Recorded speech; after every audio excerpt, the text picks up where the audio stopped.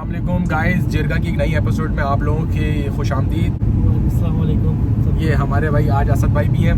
हम अभी इफ्तार करने के लिए असद भाई घर जा रहे हैं, मुझे लेने के लिए आए थे वो। अच्छा, काफ़ी टाइम से कुछ बंदे जो हैं वो कमेंट कर रहे थे और इमिग्रेशन के हवाले से पूछ रहे थे, तो फिर मैंने और हमारे जिरगा की टीम ने सोचा कि भाई उन्हें अकोमोडेट कर ही दी जाए। तो फ़िनलैंड की इमिग्रेशन होती नहीं है। फ़िनलैंड की इमिग्रेशन इस सेंस में नहीं होती कोई फैमिली इमिग्रेशन। फ़िनलैंड के अंदर हाँ ये है कि बिज़नेस इमिग्रेशन हो जाती है, आपको एक बिज़नेस रजिस्टर्ड करवाना पड़ता है और उसके पीछे जो है वो आप अपनी फैमिली को लेकर आ सकते हैं। इसके अंदर वो ज़्यादा बेहतर ये आसाद भाई बता सकते हैं कि फ़िनलैंड की के अंदर कौन कौन सी वीज़ा हैं जो कि आप अपनी फैमिली को लेकर आ सकते हैं। तो वीज़े जो है ना, सबसे पहला वीज़ा तो स्टूडेंट वीज़ा है जो सबको पता होगा, और वही उसमें फिर अपने साथ स्पाउस लेकर आ सकते हैं वीज़े में। फिर उसके बाद जो है एक होता है जॉब वीज़ा, वर्क वीज़ा। फिर उसके बाद रिसर्चर वीज़ा भी होता है जिसमें PhD के जो स्टूडेंट्स होते हैं वो आते हैं, रिसर्चर एज ए रिसर्चर आते हैं। फिर उसके बाद आपका जो है वो बिज़नेस वीज़ा जो होता है जिसमें आप इन्वेस्टमेंट शो कराते हैं कि ये मेरा प्लान है, ये मेरा बिज़नेस मॉडल है और ये मेरी इन्वेस्टमेंट है, मैं यहाँ आके ये इन्वेस्टमेंट करूँगा। तो उस बिहाफ पे आपको वो प्रोफाइल आपकी पूरी चेक करते हैं, आपका बिज़नेस मॉडल जो भी होता है, प्लान होता है वो चेक करते हैं और आपको वो वीज़ा ग्रांट करते हैं। और आपके पास वो जो पैसे होते हैं वो भी यूरो में होने चाहिए, जो भी उसकी रिक्वायरमेंट होगी वो आपको वेबसाइट से, मिग्री की वेबसाइट से पता चल जाएगी। इसके अलावा मुझे नहीं पता कि और कौन सा वीज़ा होता है। स्पाउस वीज़ा जो होता है आप आ सकते हैं। एक तो जब स्टूडेंट यहाँ आ जाए और उनकी वाइफ पाकिस्तान में हो तो वो लेकर आ सकता है बाद में भी, और एक साथ लेकर आते हैं।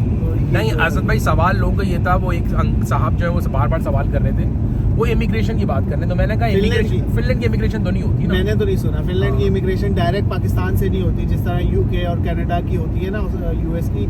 यहाँ की ऐसा कोई मैंने तो नहीं सुना और ना होती है, मुझे नहीं लगता कि ऐसा नहीं होती। नहीं, मैंने भी रिसर्च करी तो बात ये थी कि जी फिनलैंड इमिग्रेशन नहीं ऑफर करता। फिनलैंड के अंदर कुछ वीज़ा है जो कि आप विजिट वीज़ा अप्लाई कर सकते हैं। यहाँ पे अपना टाइम ड्यूरेशन पूरा करना होता है, 4 से 5 साल होते हैं आपको PR के लिए होते हैं, 5 साल पूरे करने होते हैं, 4-5 साल आपको सिटीजनशिप के लिए पूरे करने पड़ते हैं। वर्क वीज़े पे, A वीज़े पे, एक कंटिन्यूस वीज़ा कहलाता है वो, उस वीज़े पे आपको पूरा करना पड़ता है। उसके बाद जाके आपको PR मिलती है और सिटीजनशिप के लिए लैंग्वेज करनी पड़ती है। तो इमिग्रेशन कैसे हो सकती है आपकी? डायरेक्ट इमिग्रेशन हो ही नहीं सकती ना, क्योंकि रूल में आएगा ही नहीं। लैंग्वेज कैसे करोगे? लैंग्वेज 5 साल कैसे पूरे करेंगे? हाँ, तो जी ये बात हो गई। पर हाँ, अगर काफ़ी सारे लोगों का सवाल ये था कि जी यूरोप की किस तरीके से करें, तो यूरोप की एक बात ये है कि अभी जो है वो पोर्चुगाल ने बेसिकली एक नया वीज़ा खोल दिया है। जैसे कि पहले पोर्चुगाल का D7 वीज़ा चल रहा था फ्रीलांसर्स के लिए। अब पोर्चुगाल ने एक नया वीज़ा इंट्रोड्यूस कराया जिसका नाम है D8 वीज़ा। उसके अंदर वो लोग फॉल कर रहे हैं, उसकी रिक्वायरमेंट वो पूरा कर सकता है जो कि फ्रीलांस काम कर रहे हैं। उनकी रिक्वायरमेंट्स है कि 3200 समथिंग यूरोस पर मंथ आपने कमाने हैं, आपके अकाउंट में, बैंक अकाउंट के अंदर गिरने चाहिए वो पैसे, और आपके पास एक कॉन्ट्रैक्ट होना चाहिए फ्रीलांस का। अगर आपकी ये रिक्वायरमेंट है तो पाकिस्तान से या किसी भी दूसरी कोई भी कंट्री से बैठ के आप सीधा पोर्चुगाल की एम्बेसी जा सकते हैं और एम्बेसी जाकर अपना वीज़े की तमाम रिक्वायरमेंट्स पूरी करके आप वीज़ा फाइल कर सकते हैं। और उसके मेरे ख्याल से कोई इतनी चार्जेस नहीं, पाकिस्तान के अंदर सिर्फ 50,000 चार्जेस हैं पोर्चुगाल की एम्बेसी की फ़ीस, अदरवाइज़ कोई स्पेसिफिक चार्जेस नहीं है। तो मैं उन लोगों को बात करूंगा जो कि यूरोप लीगल तरीके से आना चाह रहे हैं और लीगल तरीके से अभी पोर्चुगाल ने एक नया वीज़ा निकाला है। मैं चाह रहा था कि आप लोगों को इस चीज़ की अपडेट दे दूं, और जिन्होंने पोर्चुगाल आना है वो इस वीज़े के तहत आ सकते हैं। पर इसकी रिक्वायरमेंट ये है कि फ्रीलांस आपके पास काम होना चाहिए, 3200 समथिंग यूरोज़ आपकी अर्निंग होनी चाहिए पर मंथ, और वो आपके बैंक अकाउंट के अंदर गिरनी चाहिए।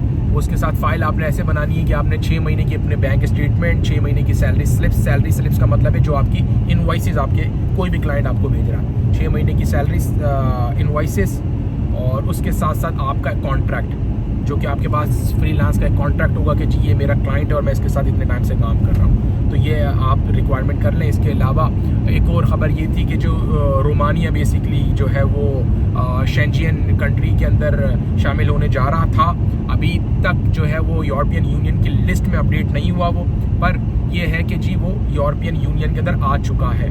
तो as soon as possible European Union की लिस्ट के अंदर, मतलब शेंजियन लिस्ट के अंदर भी रोमानिया और बल्गारिया जो है वो इंशाल्लाह ताला वो अपडेट हो जाएगा इंशाल्लाह ताला। फिर नए टॉपिक के साथ आपके साथ हाजिर होंगे, जब तक के लिए अल्लाह हाफ़िज़। हाँ, वेदर मैं आपको अगर दिखा दूँ तो वेदर तो है वो बड़ा खूबसूरत वेदर हो रहा, और बर्फ़ जो है वो बहुत थी।